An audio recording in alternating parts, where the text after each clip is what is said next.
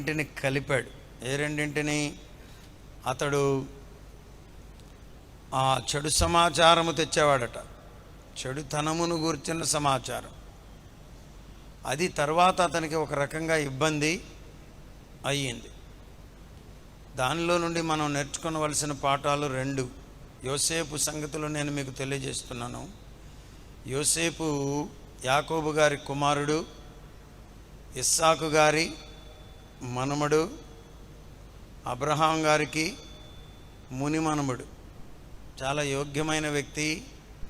Bible గ్రంథంలో అతనికి చాలా ప్రాముఖ్యతను ఇచ్చారు, పరిశుద్ధాత్ముడే ఇచ్చాడు. ఈ యోసేపును గురించి వ్రాస్తూ చెప్పిన సంగతి ఏంటంటే, మందను మేపుచున్నప్పుడు అన్నలు అందరిలాగానే కొన్ని వేషాలు వేసేవారట. డాడీ, వీళ్ళు మందను మేపడమే కాదయ్యా, మందను మేపేటప్పుడు కొన్ని అల్లరి పనులు కూడా చేస్తున్నారయ్యా అని విషయాలు తెచ్చి డాడీకి చెప్పేవాడు. తండ్రికి తెలియపరచినందున ఒక సంగతి. రెండవది, యోసేపు అంట ఎప్పుడు పుట్టాడు? ఇజ్రాయేలు యొక్క వృద్ధాప్యముందు పుట్టాడు. లాస్ట్ సన్ అందామా? Last but one. బెన్యామీన్ కూడా ఉన్నాడుగా, లాస్ట్ బట్ వన్. అయినా వృద్ధాప్యంలో పుట్టిన బిడ్డ.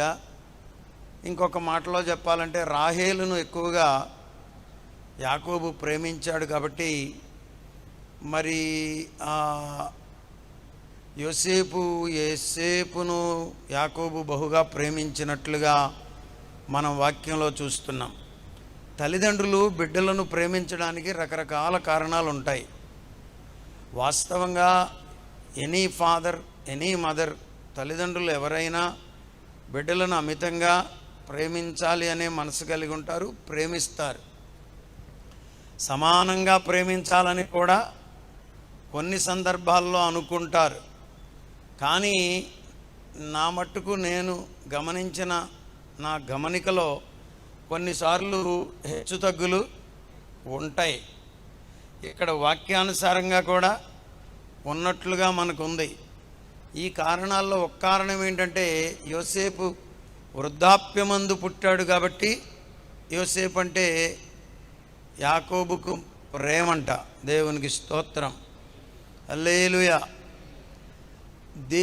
అంటే ఇది చిన్న విషయంగా మీకు కనబడ్డా, ఇది చిన్న విషయమేమి కాదు.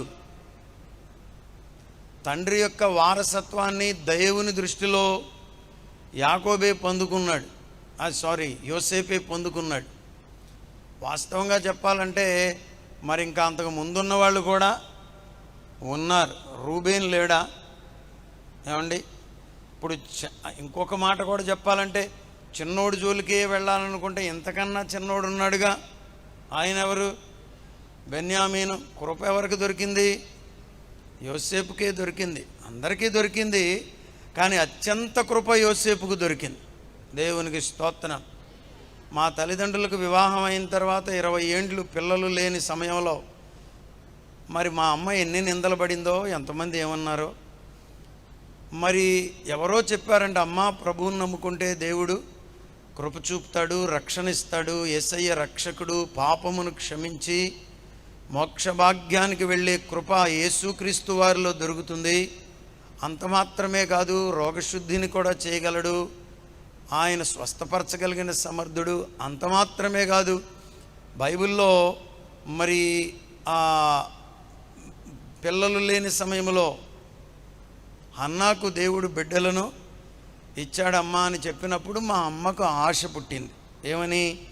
యేసు ప్రభువుని నమ్ముకుంటే బిడ్డలు ఏమన్నా పుడతారేమోనని. మీకు తెలుసు కదా, వివాహం అయిన తర్వాత 20 ఏళ్ళు పిల్లలు లేకపోవడం అంటే ఇట్ ఈజ్ లాంగ్ టైం.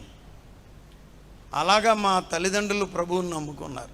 ఎవరో కర్ణాటక నుండి వచ్చిన వ్యక్తి మా తల్లిదండ్రులు ఎక్కడ నాగార్జున సాగర్లో డ్యామ్ కట్టడానికి వెళ్ళినప్పుడు, అందులో అమ్మ కూలీగాను నాన్న చిరుపాటి ఉద్యోగాన్ని చేసుకుంటున్న సందర్భంలో సువార్త మా కుటుంబానికి అందింది.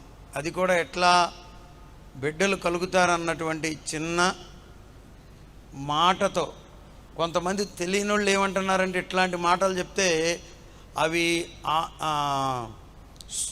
సూప్ గాస్పెల్ అని, దాన్ని ఏమంటున్నారంటే ప్రాస్పారిటీ గాస్పెల్ అని. ప్రాస్పారిటీ గాస్పెల్ కాదు, అది వాక్యానుసారమైన సువార్త. మీరు దినవృత్తాంతముల గ్రంథంలో మనం చదివాం కదా,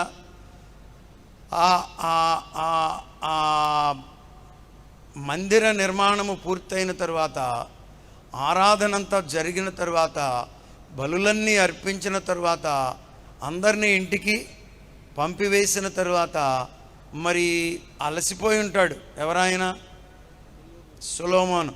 ఇంటికెళ్ళి రెస్ట్ తీసుకుంటున్నప్పుడు ఆ రాత్రి ప్రభువు మాట్లాడాడు. హల్లెలూయా. మాట్లాడి ఏమన్నాడంటే, ఈ మందిరము మీద, ఈ స్థలము మీద నా కనుదృష్టి ఉంటుంది, ఇక్కడ చేసే ప్రార్థనల మీద నా చెవులు ఉంటాయి. చదువమ్మా. ఈ స్థలం నిలచును, చెవులు దానిని ఆలకించును, నా పేరు ఈ మందిరమునకు నిశ్చయముగా ఉండునట్లుగా నేను దాన్ని కోరుకొని పరిశుద్ధపరచాను. నా దృష్టి, నా మనస్సు నిత్యము దాని మీద ఉంటుంది.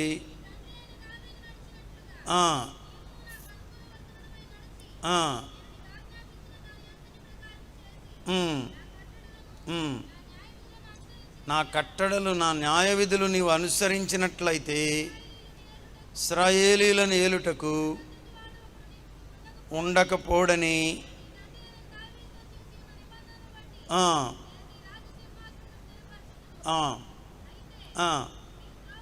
కాదు నాన్న, నా పేరు పెట్టబడిన నా జనులు అన్నమాట చదువు, అదే లైన్. నా పేరు పెట్టబడిన నా జనులు తమను తాము తగ్గించుకొని ప్రార్థన చేసి నన్ను వెదకి చెడు మార్గముల నుండి తిరిగిన ఎడల ఆకాశము నుండి విని వారి ప్రార్థనను విని వారి పాపాన్ని క్షమిస్తా, వారి దేశమును స్వస్థపరుస్తా. ఈ స్థలమందు చేయబడు ప్రార్థనల మీద నా కనుదృష్టి. ఎప్పుడైతే ఆకాశాన్ని మూసానో, వర్షం ఆగిపోయిందో, పంటలు ఆగిపోయినాయో, మళ్ళా మీరు ప్రార్థన చేసినప్పుడు నేను పంటలను తిరిగి ఇస్తా. ఏమండి, అది ప్రాస్పరిటీ కాదా? అందులో చాలా మాటలు ఉన్నాయి, మరి చదువుకుంటూ వెళ్ళింది. కానీ అదిగో విన్నపములను, ప్రార్థనను ఆలకిస్తానన్నాడు. అది ప్రాస్పరిటీ కాదా? దేవుడు మనకిచ్చేవన్నీ ఆశీర్వాదాలే. దేవునికి స్తోత్రం.